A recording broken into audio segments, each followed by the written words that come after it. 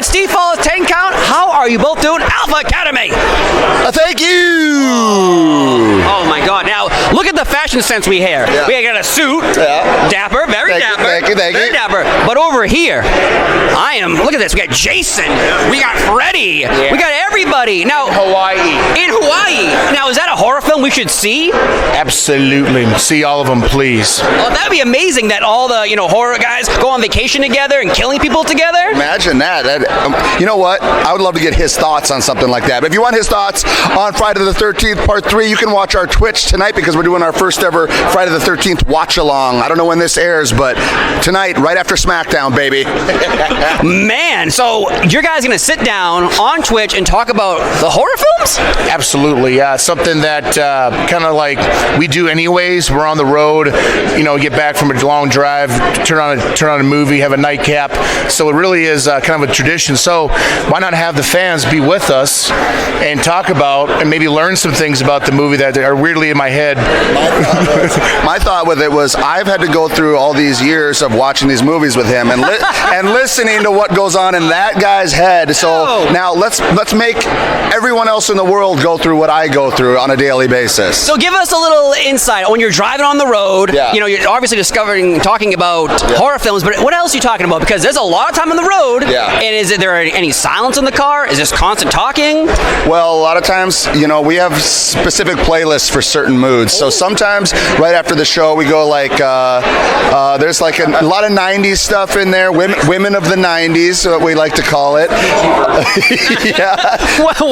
Wait a minute, so what's the non-PG version? You got to be part of the car to hear that one. All right. Well, I wasn't invited. But we do sing along. We sing along as well. But then we talk about the business, man, in WWE and things that we think we could change or improve about our team, about just the company in general that we could contribute to. So a lot of deep conversations can happen. Because obviously you're on the road so much as a tag team, there's bonding. Because you always hear stories of tag teams, we're a tag team on TV, but we're not a tag team in life. Yeah. Like, how do you guys work together? Obviously, suit and a lovely Hawaiian gear, but yet it works, right? Yeah, I've been my whole wrestling career has been basically tag team wrestling. So for me, I don't know how to live any other way. Like, honestly, the first part was with Tucky Heavy Machinery.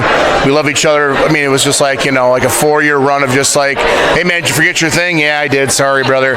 Just help each other out. Same here. You know what I mean? Like, so really, I don't know any other lifestyle besides having someone by you on the road, because if I was alone, I don't know if I'd behave. Oh no. You know what I mean? And then, you say, like, we hear so many of these teams go, yeah, we are teams on TV, but like once that's over, we go our separate ways. But the reality for me is, and I have a wife and 3 kids at home, but I spend more time with this guy than I do with my own family. Not only does he kind of is my road wife, but also he lives up the street from me at home. So he's over at my house working out every day. My kids see him every day walking in the house. So it's legitimately not just like TV tag team. It's like a tag team for life. Wow. There's one problem though. The cat just doesn't like. No. And I had the cat so close one time. I had the can of food. I said, "There you go." He was gone out of town. I was feeding the cat. I got the code. You know what I mean? The little security code, 1-800-CARNAGE. So, and it was so close, and then just sprinted away. And every time I see the cat, it gives me that look like, "What are you doing in my house?" Now, have you reached the level of no knocking, just walk on in the house? I guess so. Yeah. I never did knock. Yeah. I actually am a very bad knocker. My family can vouch for this. I'm just like, "How you doing?" Whoa! Close the door. That's amazing. Now, as a tag team, were you feeling very, happy seeing that a tag team match main evented WrestleMania?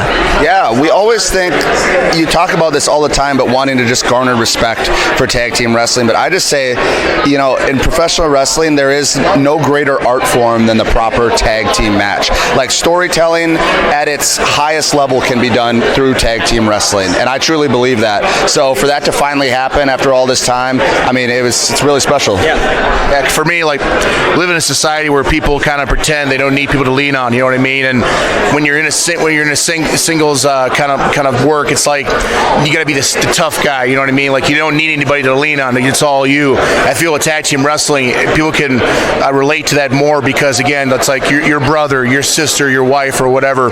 So like when you see two brothers go in there and fight for each other, you know what I mean, and protect each other, I think it's more special and gets more feel out of a match. Of course. Now I'm a father. I also have 3 kids too. Okay, nice. So life traveling around the road, going to Money in the Bank in Puerto Rico for Backlash, all these events. You know, I come home, my kids are crying at me like, "Daddy, we miss you." But you are on the road much more than me. How does that feel when you come home and your kids are like, "Daddy, I know what you do for work, but like, Daddy, you missed my recital or this moment." It is 100% the hardest part of the job is leaving and telling them I have to leave because now they're at ages where, I mean, it fully registers now. When I first started, they were younger and you could kind of get away with it and it's like out of sight, out of mind. But now they truly do like kind of miss you when you're gone the whole time.